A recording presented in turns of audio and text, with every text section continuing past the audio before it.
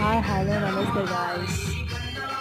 నిన్న మా వినాయకుడికి నిమజ్జనం జరిగింది, ఫిఫ్త్ డే కాబట్టి వినాయకుడు వెళ్ళేటప్పుడు మాకైతే కోలాటం వేసాము.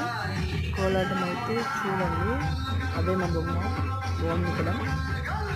కోలాటం వేస్తాము చూడండి మీరు కూడా. అండ్ సబ్స్క్రైబ్ కూడా చేసుకోండి ఫ్రెండ్స్.